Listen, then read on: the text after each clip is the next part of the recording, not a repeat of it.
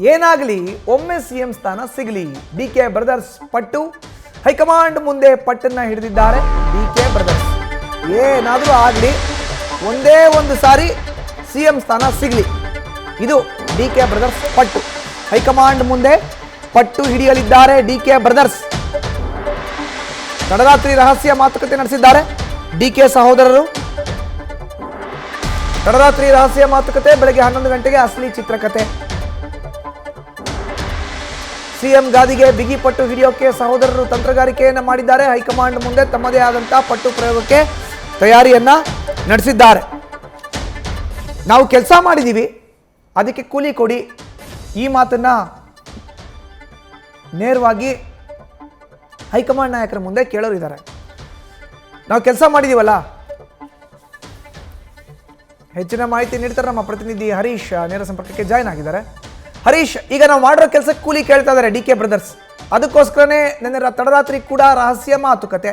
ಹಾಗಾದ್ರೆ ಆಗಿರುವಂತಹ ಮಾತುಕತೆ ಏನು ಹಾಗಾದ್ರೆ ಡಿಕೆ ಬ್ರದರ್ಸ್ ದಾಳ ಹೈಕಮಾಂಡ್ ನಾಯಕರ ಮುಂದೆ?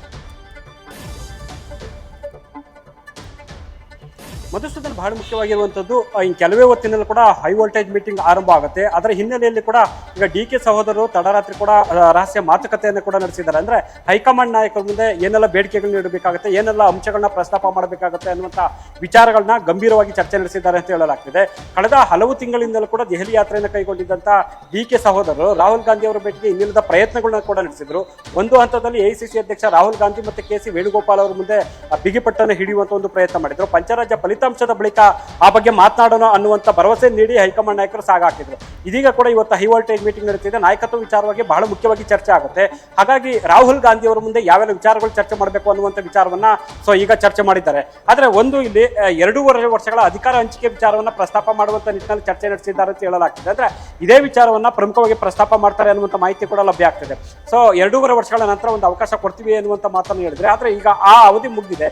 ಹಾಗಾಗಿ 3 ವರ್ಷ ಆಗಿರುವಂತ ಕಾರಣಕ್ಕಾಗಿ ಈಗಲಾದ್ರೂ ಅವಕಾಶ ಕೊಡಬೇಕು ಅನ್ನುವಂಥ ಬಿಗಿಪಟ್ಟನ್ನು ನೀಡಿದ್ದಾರೆ.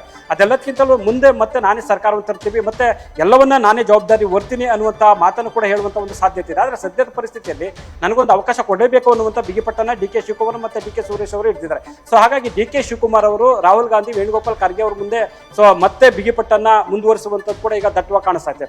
ಆದ್ರೆ ಹೈಕಮಾಂಡ್ ನಾಯಕರು ಪ್ರಸಕ್ತ ಸನ್ನಿವೇಶದಲ್ಲಿ ನಾಯಕತ್ವ ಬದಲಾವಣೆಗೆ ಕೈ ಹಾಕುತ್ತಾ ಅನ್ನುವಂಥ ಸಾಕಷ್ಟು ಕುತೂಹಲಕ್ಕೆ ಎಡೆ ಮಾಡಿಕೊಟ್ಟಿದೆ. ಅಂದ್ರೆ ಮುಂಬರ್ತಕ್ಕಂಥ ಚುನಾವಣೆಗಳಾಗಿರ್ಬೋದು, ಮತ್ತೆ ಸಿದ್ದರಾಮಯ್ಯ ಅವರ ವಿಚಾರ ಆಗಿರ್ಬೋದು, ಬೇರೆ ಬೇರೆ ಕಾರಣಗಳಿಗೆ ಪ್ರಸಕ್ತ ಸನ್ನಿವೇಶದಲ್ಲಿ ರಾಜ್ಯ ಕಾಂಗ್ರೆಸ್ನ ನಾಯಕತ್ವ ವಿಚಾರಕ್ಕೆ ಹೈಕಮಾಂಡ್ ನಾಯಕರು ಎಷ್ಟು ಮಟ್ಟಿಗೆ ಕೈ ಹಾಕ್ತಾರೆ, ಅಷ್ಟು ಸುಲಭ ಸಾಧ್ಯ ಇದೆಯಾ, ಸವಾಲಾಗಿ ಪರಿಣಮಿಸಿರುವಂಥದ್ದು ಕೂಡ ಈಗ ಗೊತ್ತಾಗ್ತದೆ.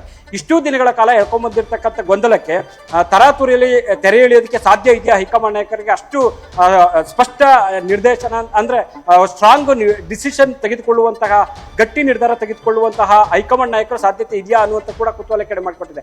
ಆದ್ರೆ 4 ರಾಜ್ಯಗಳಲ್ಲಿ ಈಗ ಕಾಂಗ್ರೆಸ್ ಅಧಿಕಾರದಲ್ಲಿದೆ. ಅದೆಲ್ಲಕ್ಕಿಂತಲೂ ಕರ್ನಾಟಕದ ವಿಚಾರದಲ್ಲಿ ಕೂಡ ಕಾಂಗ್ರೆಸ್ ಹೈಕಮಾಂಡ್ಗೆ ಬಲವಾದ ನಿರೀಕ್ಷೆ ಇದೆ.